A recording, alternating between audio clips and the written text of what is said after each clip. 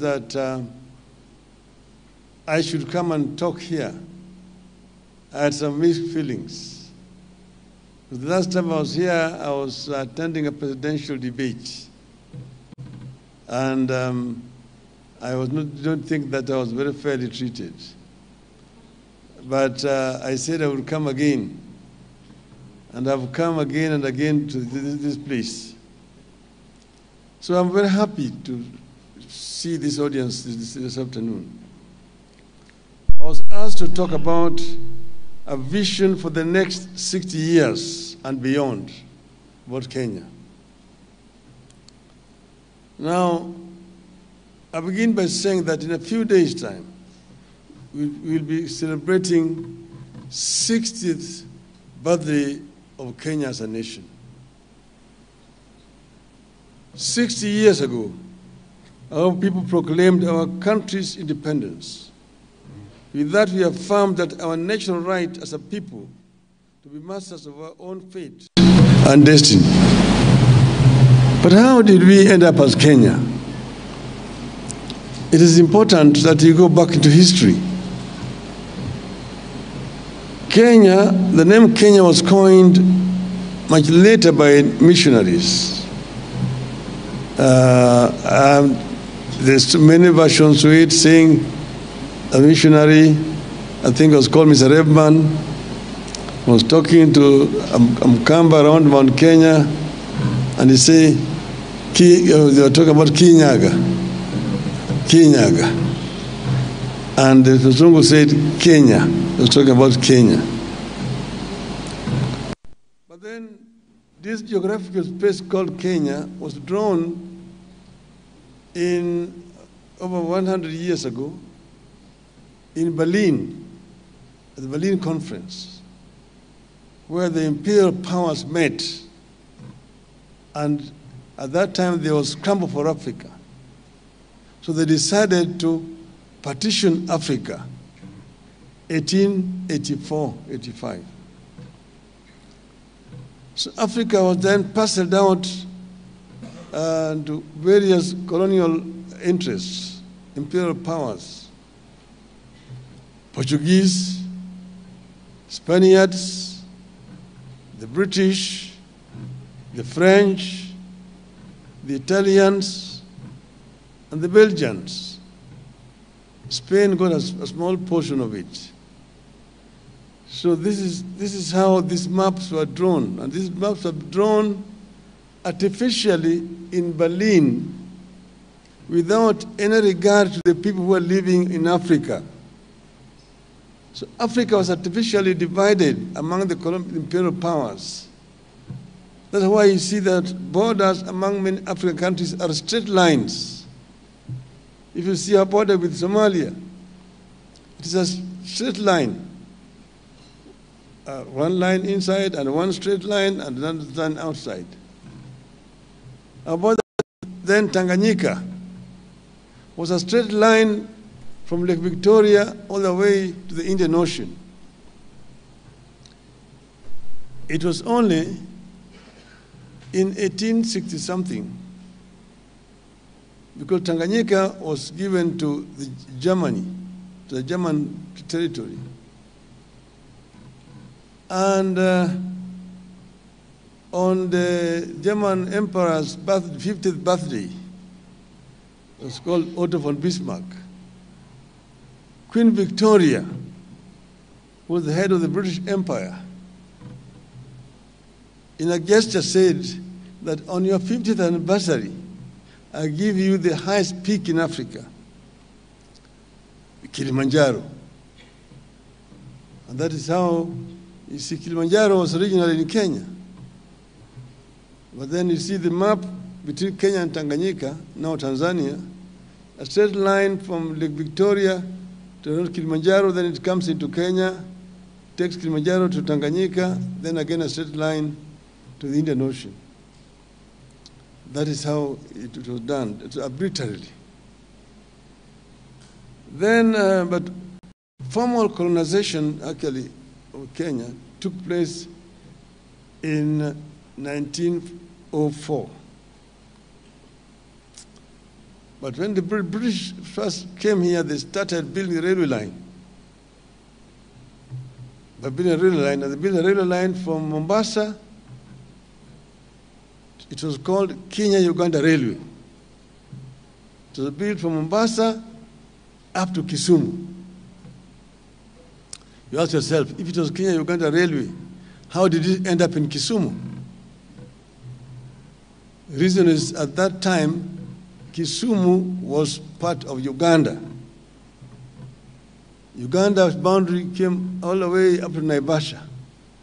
From Naivasha up to Lake Turkana, the west of that was Uganda. That's why it was called Kenya-Uganda Railway.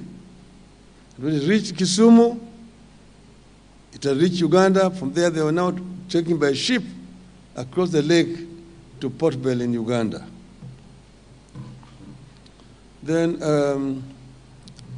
but then this Kenya was called actually just a territory. It was actually run by a company called British East Africa Corporation. They were just using it for hunting, coming to search for gold and ivory. But then came one colonial master, and one imperialist by the name of, his other name, but later on he became known as Lord Delamere. He came through Somalia on a horseback. And when he came on a horseback, he arrived on Mount Kenya. And then he saw a very beautiful land around Mount Kenya. He came down through Laikipia into what is the present day Nyahururu, what they called Thompson Falls at that time, into the Rift Valley, through Nakuru, Njoro, Eldoret, or Sirgishu, up to Mount Elgon. So he saw a very beautiful land. So when he came back to Nairobi, he went and met the governor. He told the governor that, look, you have a beautiful land here, which is ripe for large-scale agriculture. You have built a railway line from Mombasa all the way to the west. But the railway line will have nothing else to transport. It will be transporting goods from Mombasa to interior. But on the way back, it will be going back empty. To make this railway line productive, you need to introduce large-scale agriculture. So this is now Lord Delamere. And I'm ready to go back home and campaign and bring white settlers to come and settle here and do large-scale agriculture on condition that you agree that each person I bring here will get 10,000 acres free, plus black laborers. The governor agreed. And after that, now they signed an agreement with Lord Delamere. Lord Delamere was going to bring settlers here. Each settler who came will get 10,000 acres free, plus black laborers. But then Delamere then went back to England. He addressed town hall meetings in London, in Birmingham, in Manchester, in Liverpool, telling them that down there you have found land which is flowing with milk and honey, the biblical Canaan. And whoever agrees to come there will get 10,000 acres free, plus free black laborers. At that time, the story about Africa was very, very disturbing and worrying in England. Nobody wanted to come here. Most people did not want to come. So you got very little response. In frustration, he came back to Kenya. When he came back, someone suggested to him to try down south. So he went down south. He went by ship from Mombasa to Durban. And in Durban, he addressed town hall meeting. Durban, Port Elizabeth, East London, Cape Town, Kimberley, Joburg.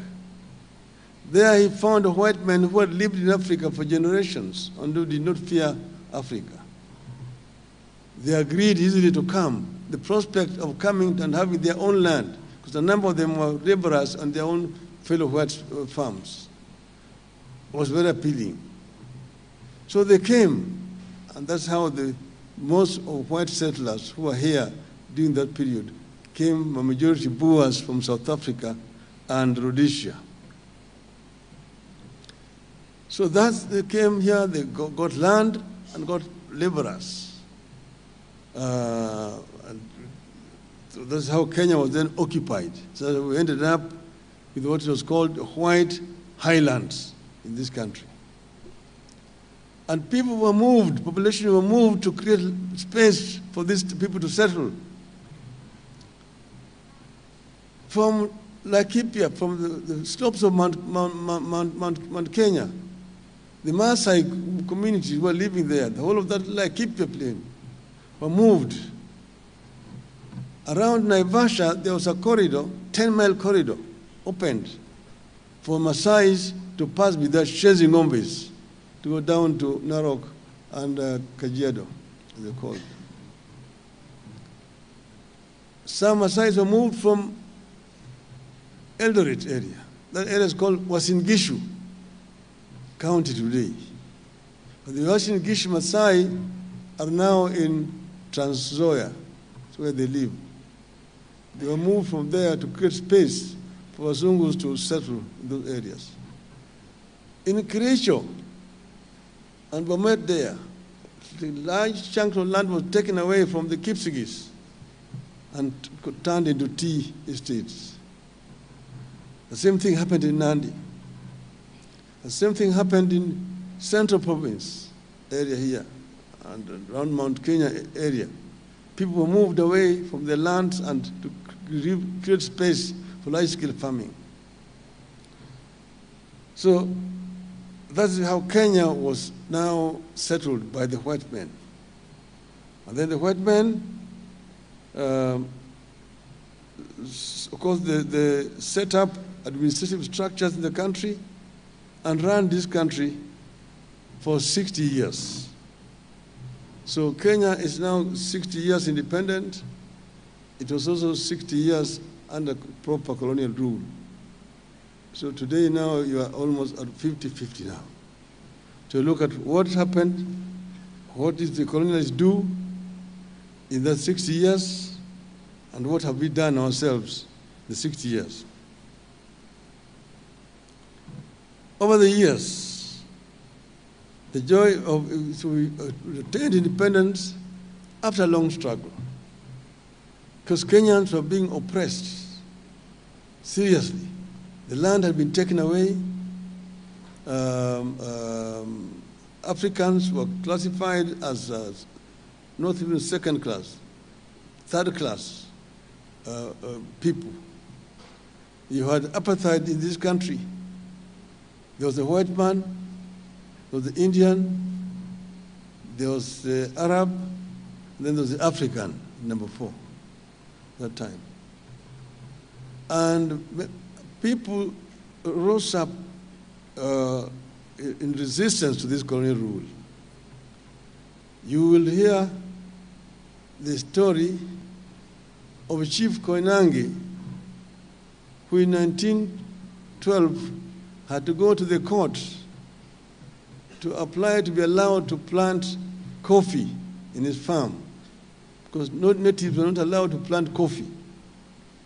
And he had to fight to be allowed to plant coffee. People were not allowed to settle in certain parts of their country. There was resistance in 1922.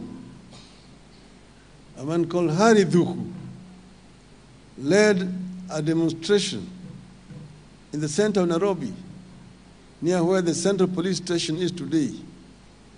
And the colonial police opened up fire, and many people were killed.